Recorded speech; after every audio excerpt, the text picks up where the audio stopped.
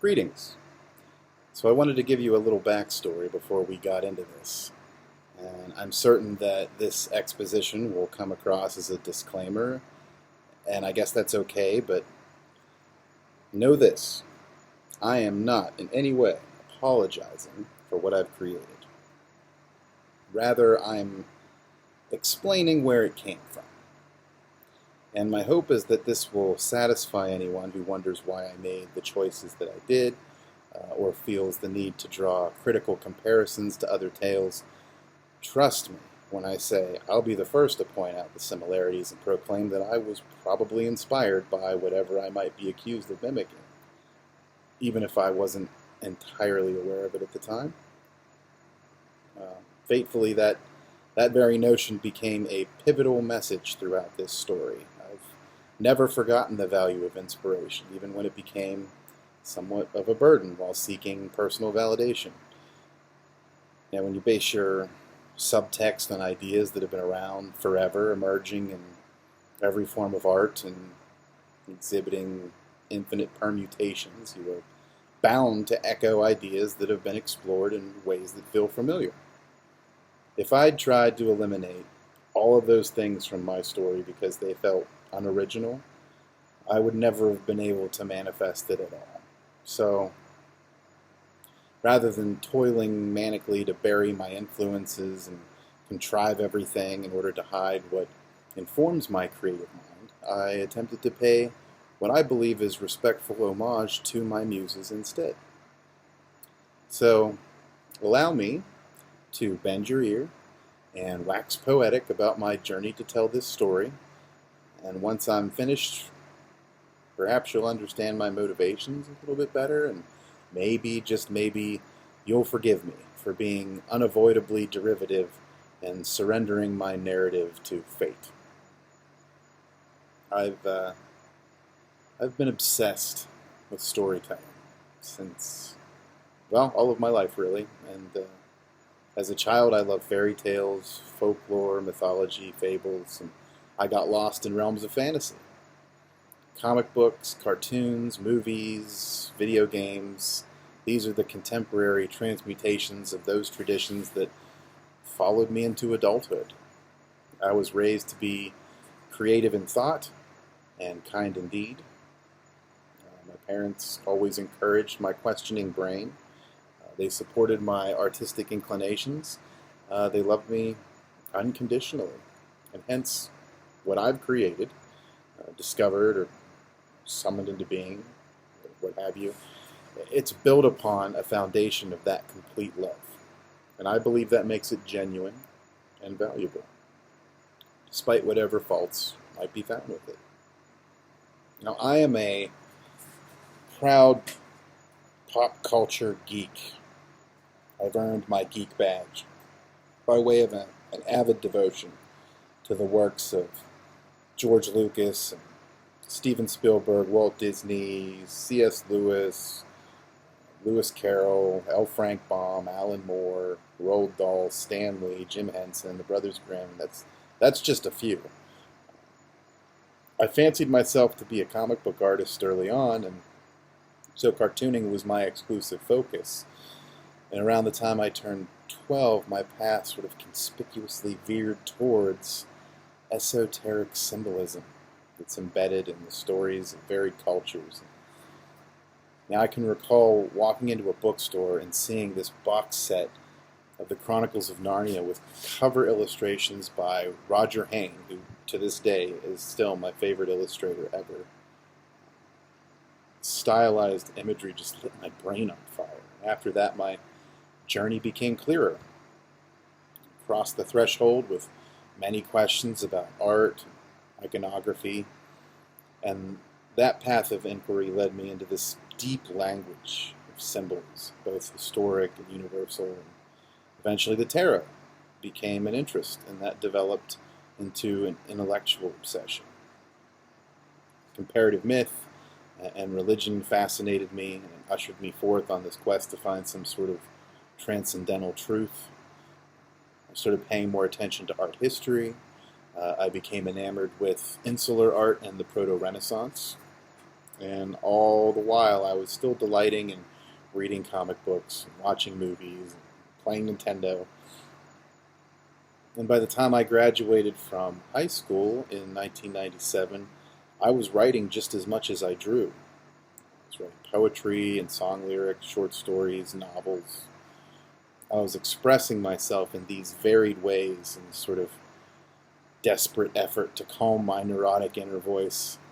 It simply wouldn't afford me a moment of mental peace. It still doesn't. Constantly preoccupied with something fantastic and meaningful beyond the doldrums of banal reality. I attended community college, and then I took some time to be irresponsible and work pointless jobs to make enough money so I could just drive around and hang out with my friends every day. But it was during that time that I was inspired, and I wrote extensive tales about elves and dwarves and dragons and all those familiar fantasy trappings, but with this sort of sci-fi spin to them. And those characters were the embodiment of each of my close friends. And this made it more personal and engaging to write, trying to hear their voices and imagine them as part of the adventure. Then I joined a progressive rock band that summer, and the creative floodgates just sort of burst, and that's when the Dream Stars really began to take shape. Did a few drawings, sort of vague ideas that I daydreamed about, but it was the real life interactions between myself and my substantial group of acquaintances that gave these ideas meaning. And that's why I consider the Dream Stars to be, to a certain degree, nonfiction. Of course, it is all disguised by metaphor, but there's truth in there. And I believe it was Mark Twain that said, "Write what you know." So that's pretty much what I did. I would find a comfortable place outdoors to work when the weather was nice. I'd lose myself in this imaginary world I was building.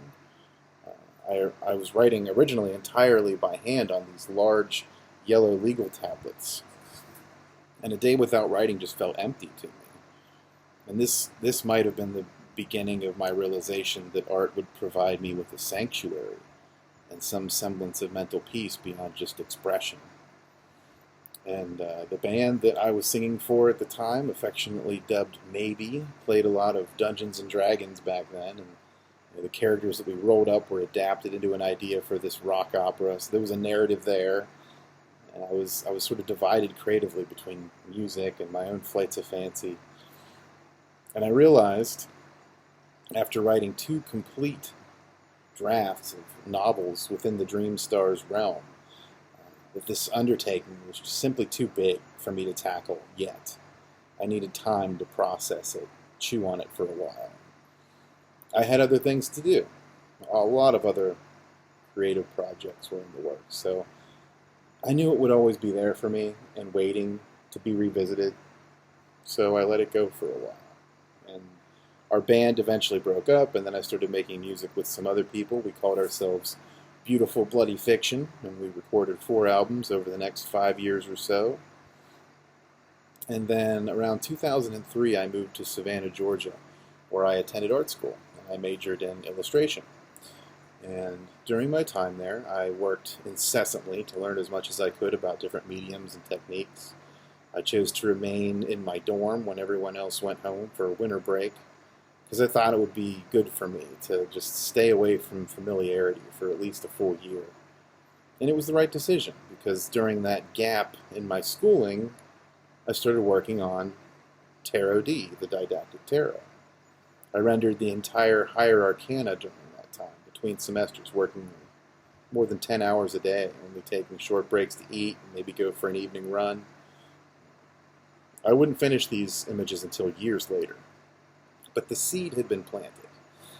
And I was also working as a projectionist at a local theater during that time. I took advantage of my solitude in the booth by writing a lengthy script for a multi-season TV show about the 4 horsemen of the apocalypse. And then near the end of my time in Savannah, I went and got a tattoo of the name of the Dream Stars protagonist. So even then, overloaded with projects and schoolwork, this story was still on my mind. It would still bubble to the surface every now and then. So I graduated from SCAD with honors and returned home to Pennsylvania and went back to work at a local movie theater. And that's when it was sort of the beginning of this stretch of years during which I kind of lost sight of my purpose, and I wedged myself into what might be considered a normal blue-collar life, long work weeks as a manager and projectionist, and very little creative output, and it left my spirit starving. And so I fed that hunger as often as I could with comic books and novels and more mythology. I was reading Norse myth, Vedic epics. I got real into the iconography of European paganism, and that brought things into even sharper focus for me. Became enamored with each of them for distinctly different reasons. Like Norse tales are real raw and brutal. Hindu mythology is like this mind-bending, gently philosophical and beautiful way of looking at things. And then paganism sort of spoke to me in this whispered truth from the primordial darkness of time. I realized that I was becoming more apt at recognizing these connective threads that the preeminent mythologist Joseph Campbell explained in his book, The Hero with a Thousand Faces. The hero's journey really woke me up from my creative slumber. And a close friend and I spent long nights at a local 24-hour diner collaborating on a superhero saga, which we finished as a mini-series with potentially more to follow. We were also considering creating like a Santa Claus story. And I produced an exhibition of large-scale pastel paintings in the summer of 2009. They manifested as a narrative about duality and reflection. And I was reading a lot about Jungian psychology. The anima and the animus were the basic archetypes that I started with, and from there the story sort of blossomed into this entire mythos. And after completing that series, which I entitled Manifestations, I felt empty again. It was like, it took for granted, I guess, maybe. I was just working on it, and I didn't savor it as much as I could have, because when it was over, it was just like, now what? It took almost a year for the message of Manifestations to reach me. I was telling myself something with that work. I was telling myself that I needed to return to the tarot. So I found a graduate school online that allowed its applicants to choose their own specialized focus, which sounded perfect for me. It was a way for me to obtain a master's degree, but also pursue a project that I otherwise could not complete. And art takes so much time and devotion and focus. It's this full-time job. So I quit the theater after being accepted to the Goddard College of Vermont, and I fully devoted myself to the completion of Tarot D, the didactic tarot. Starting in 2010, I got to work creating the entire tarot deck, and I returned to those images that I'd produced 7 years prior as the last step of the process. I graduated in 2012, and the work itself was published in 2015. But by then, I'd moved on creatively to new pursuits. I'd started teaching at local colleges in 2012. I did a few exhibitions over the next few years, including Tarot D, some Dungeons & Dragons inspired work, and then Bright Creatures, which was a large-scale portrait series with friends and family as the subjects. And then around 2016, I was in a car accident that I walked away from unscathed, despite my vehicle flipping over 3 times and landing upside down in the middle of an icy road. I toyed with the idea of revisiting the Dream Stars prior to this event, but I think it was the sheer violence of it and the fact that while I'm flipping over, the first thing that pops into my head is, oh man, I can't afford to fix this, instead of, what was actually happening. Like, that was more important for some reason. And it's not.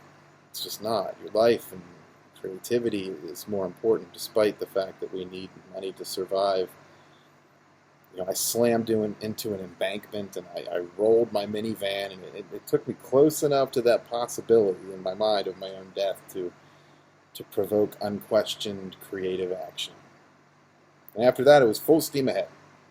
I decided that rather than write this epic tale as a series of 12 novellas, as I had originally planned and outlined that I should severely edit it down to a single story with 13 chapters. That was not an easy task, but it was the solution to making it what it was always meant to be. And the result is something maybe more geared towards younger readers. I think adults can appreciate it though too. The illustrations are likewise meant to appeal to a younger crowd, but it had to be cartoons. It had to be. I'm a cartoonist after all. I couldn't write these books and not illustrate them that way because it's what I do.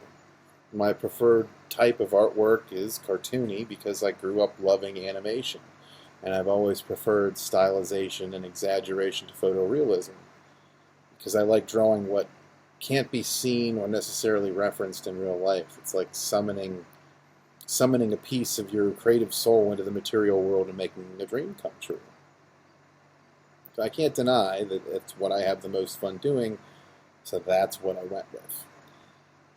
Now, I know I could have spent more time getting each drawing just right, but it stops being fun for me when I try too hard to contrive things. I need to just let them flow. And this being the case, the imagery tends towards sketchiness and disproportionate features, inconsistent design work, and these obnoxiously busy and brightly colored illustrations. And that pretty much sums up the way I do things when I'm not trying to please someone else with my work. It's for me. And another professional might call that approach lazy and imprecise. I'll excuse myself by stating with alacrity that at least it was fun to make. My mother was kind enough to read each chapter back to me as I finished them so I could better hear the problems in the text and fix them. I went through the editing process at least 10 times before I was happy with the result of each chapter, and over the course of the next 3 years I would revise it 7 more times while creating these illustrations. And each image was drawn in pencil, was then inked, scanned, digitally painted, and then formatted. And after that I edited it all again and then again. And the text was formatted in such a way where it coincides with the illustration either accompanying it, right before it, or directly after it. So I made certain choices grammatically that will no doubt cause some readers to cringe and maybe be a little confusing, hopefully not too confusing, in order for it all to just fit just so.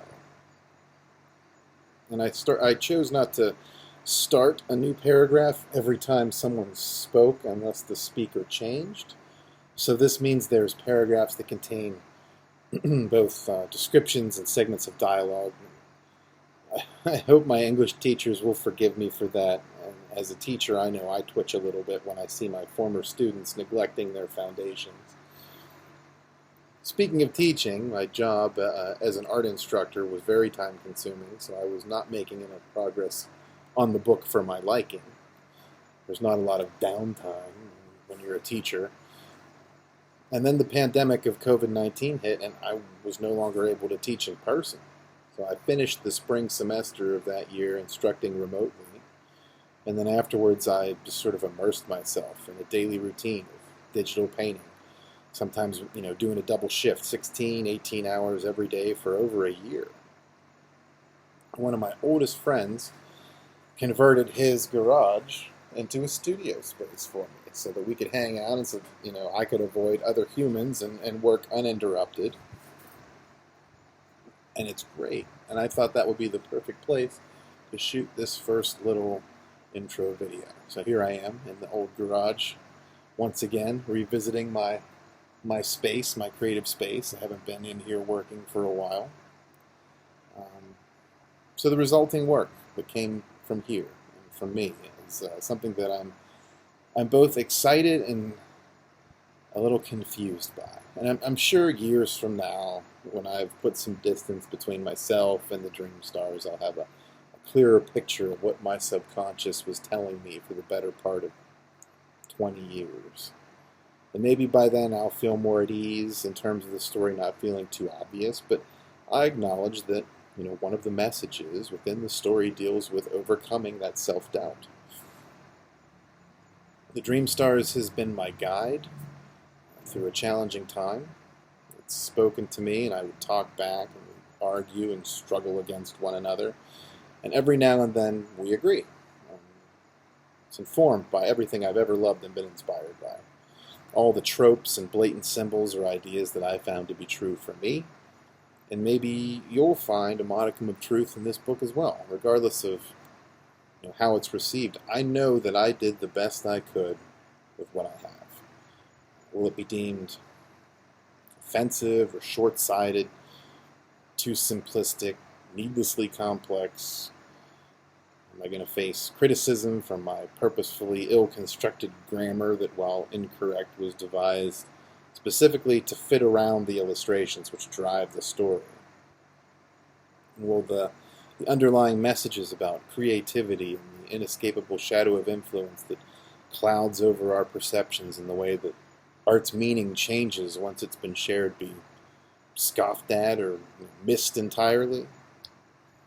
Will I be labeled a hack because this same story has been told before by far better authors and artists than I? Will I ever be able to actually feel accomplished and proud of this creation with all of those crippling doubts that are so familiar to artists who brave a harsh world to share something that they made out of love? I don't know. I really don't know. I hope so. I guess I can't be bothered with wondering because, the Dream Stars demanded that I bring it into this world, and so I did. And I'm not sure if I ever really had that much of a choice in the matter to begin with, because this is what I do.